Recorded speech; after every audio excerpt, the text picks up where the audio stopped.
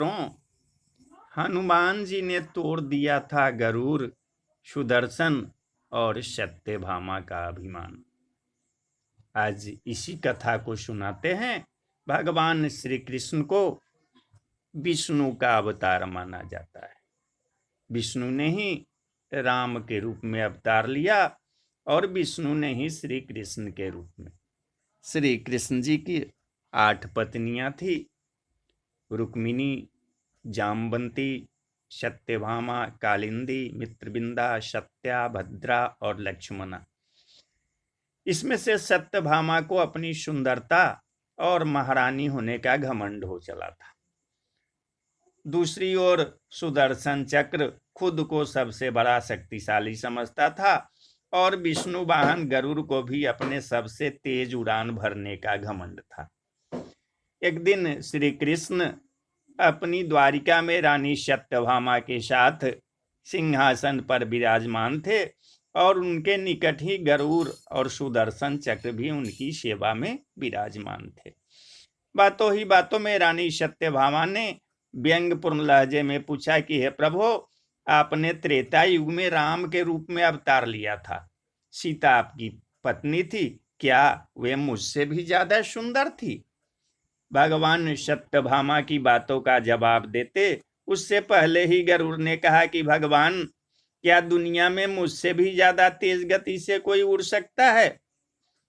तभी सुदर्शन से भी रहा नहीं गया और वह भी बोल उठा कि भगवान, मैंने बड़े बड़े युद्धों में आपको विजयश्री दिलवाई है, क्या संसार में मुझसे भी शक्तिशाली कोई है? द्वारिकाधीश समझ गए कि तीनों में अभिमान आ गया है।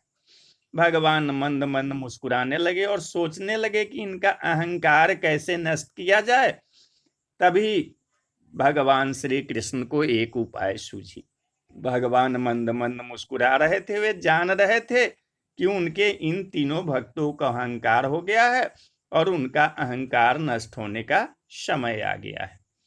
ऐसा सोचकर उन्होंने गरुड़ से कहा कि हे गरुड़, तुम हनुमान के पास जाओ और कहना कि भगवान राम माता सीता के साथ उनकी प्रतीक्षा कर रहे हैं। गरुड़ भगवान की आज्ञा लेकर हनुमान को लाने चल गए। इधर श्री कृष्ण ने सत्यभामा से कहा कि देवी, आप सीता के रूप में तैयार हो जाएं, और स्वयं द्वारिकाधीश ने राम का रूप धारण कर लिया। तब श्री कृष्ण ने सुदर्शन चक्र को आज्ञा देते हुए कहा कि तुम महल के प्रवेश द्वार पर पहरा दो और ध्यान रहे कि मेरी आज्ञा के बिना महल में कोई भी प्रवेश न करने पाए। सुदर्शन चक्र ने कहा, जो आज्ञा भगवान, और भगवान की आज्ञा पाकर चक्र महल के प्रवेश द्वार पर तैनात हो गया। गरुड़ ने हनुमान के पास पहुंचकर कहा कि हे वानर श्रेष्ठ, भगवान राम माता सीता के साथ द्वारका में आपसे मिलने के लिए पधारे हैं। आपको बुला लाने की आज्ञा है। आप मेरे साथ चलिए, मैं आपको अपनी पीठ पर बैठाकर शीघ्र ही वहां ले जाऊंगा। हनुमान ने विनयपूर्वक गरुड़ से कहा कि आप चलिए बंधु, मैं आता हूँ। गरुड़ ने सोचा, पता नहीं यह बूढ़ा बानर कब पहुंचेगा। खैर, मुझे क्या, कभी भी पहुंचे, मेरा काज तो पूरा हो गया। मैं भगवान के पास चलता हूं। यह सोचकर गरुड़ शीघ्रता से द्वारका की ओर उठ चले। लेकिन यह क्या, महल में पहुंचकर गरुड़ देखते हैं कि हनुमान तो उनसे पहले ही महल में प्रभु के सामने बैठे हैं। गरुड़ का सिर लज्जा से झुक गया। तभी श्री राम के रूप में श्री कृष्ण ने हनुमान से कहा कि पवन पुत्र, तुम बिना आज्ञा के महल में कैसे प्रवेश कर गए? क्या तुम्हें किसी ने प्रवेश द्वार पर रोका नहीं?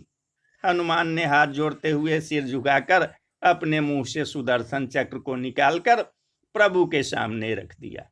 हनुमान ने कहा कि प्रभु, आपसे मिलने से मुझे क्या कोई रोक सकता है? इस चक्र ने रोकने का तनिक प्रयास किया था, इसलिए इसे मुंह में रख मैं आपसे मिलने आ गया। मुझे क्षमा करे। भगवान मंद मंद मुस्कुराने लगे। अंत में हनुमान ने हाथ जोड़ते हुए श्री राम से प्रश्न किया कि हे प्रभु, मैं आपको तो पहचानता हूं, आप ही श्री कृष्ण के रूप में मेरे राम हैं, लेकिन आज अपने माता सीता के स्थान पर किस दासी को इतना सम्मान दे दिया है कि वह आपके सिंहासन पर विराजमान है? अब रानी सत्यभामा का अहंकार भंग होने की बारी थी। उन्हें सुंदरता का अहंकार था जो पल भर में चूर हो गया। रानी सत्यभामा, सुदर्शन चक्र, ओ गरुड़, तीनों का गर्भ चूर चूर हो गया। वे भगवान की लीला समझ रहे थे। तीनों की आंखों से आंसू बहने लगे और वे भगवान के चरणों में झुक गए।